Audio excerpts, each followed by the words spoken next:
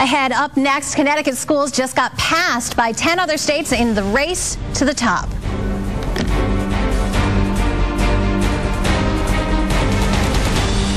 We now know Connecticut has lost one chance at almost $200 million in federal stimulus money for school reform. The U.S. Department of Education announced the 16 finalists in the race to the top, a competition for part of $4.3 billion that the government has dedicated for school reform funding. Here for a closer look at Connecticut's application and some of the reasons perhaps why it did not make it through as a finalist is the CEO of the education advocacy group ConnCAN, Alex Johnston. Thanks for coming, Alex. Let's start off with letting people know, first of all, what is the Race to the Top and where does that money come from? Race to the Top is a federal program.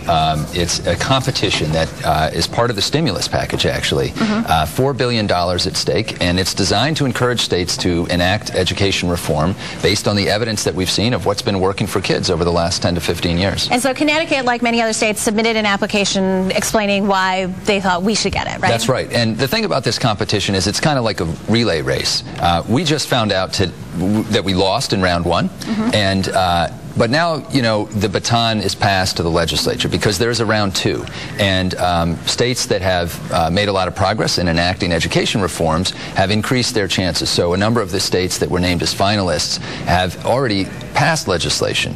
We have a great opportunity now in Connecticut to build on some of the great work that's already happened through the legislature in enacting some additional reforms. So we can look at the applications, for instance, that were successful and say, well, you know, these are the things that were successful in their states and apply them here? Or? Sure. I mean, just to give you an example, in the state of Illinois, 3 days before the deadline of round one, which was January 19th, they passed into law a bill which connects student achievement growth with the teacher and principal evaluation process so that we can actually understand which teachers and principals are increasing student achievement and adjust professional development, make decisions based on that. Now, that's why isn't that already part of it? Because it seems to me, obviously, if there's student achievement and growth, then the principal or teacher would get a good review. Well, in fact, we did some analysis with the National Council on Teacher Quality, looking at the schools in Hartford, and found that, you know, over 90%, in some cases 97% of teachers are rated as competent. And very often, teacher evaluation right now is just competent or incompetent. Oh, okay. And you need to really do a lot more with that. So the New Haven teachers contract has gone much further. They've made a connection between student achievement and the evaluation process.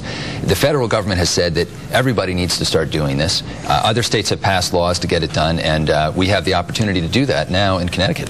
So, but were you perhaps hopeful that they would have passed that legislation prior to this application so that we could have gotten the money look, now? I think this gets back to the relay race. You know, this application is based on governors and chief state schools officers, commissioners, putting an application together.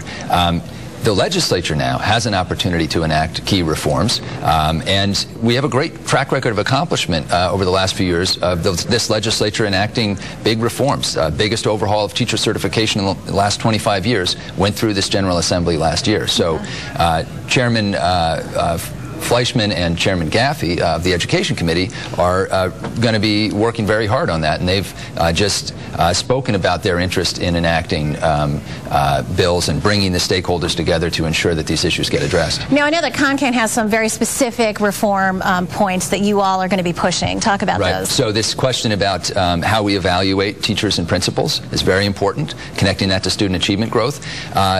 It's also very important that we look at the way we're funding charter schools. The Obama administration has put a big marker down on that. We've got to remove barriers. We're one of only 3 states in the country that uniquely constrains charter school growth by having an annual budgetary appropriation. Right. And then we also need to create an alternative certification route for school principals.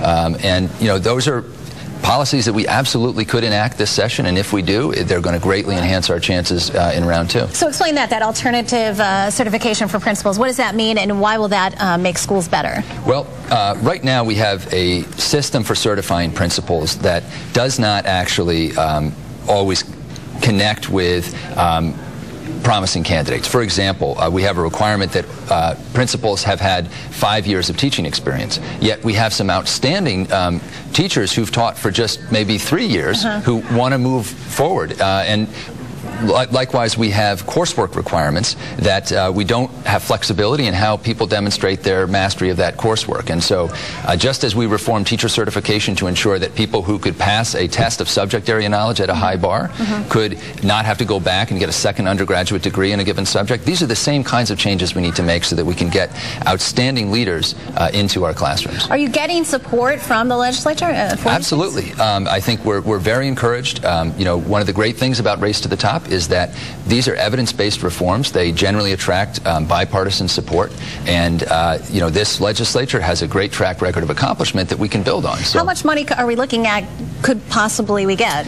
Well, the round one application was for just under $200 million. That may not sound like a lot of money in a state that spends over $7 billion a year, but the key thing is this is money that's flexible. It can be used to enhance systemic reform, and especially in a time like now where we're struggling to keep the lights on in many of our schools, this money is incredibly important. So for round two, how much is it also? The same amount would be available. Wow, that's incredible. Yeah.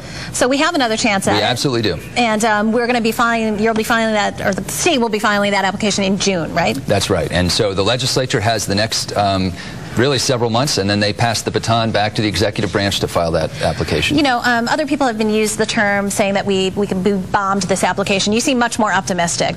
Well, look, I think you have to you put round one aside. This is about getting focused. This is a race. It's a real competition. We can look at what the successful folks did in the first round and learn from that. And it's very clear that folks that are succeeding in this competition are the ones that are changing policy. And we can do the same. Excellent. Thank you very much. Thank you. Thanks to Alex Johnston, CEO of the education advocacy group ConnCAN, for coming today.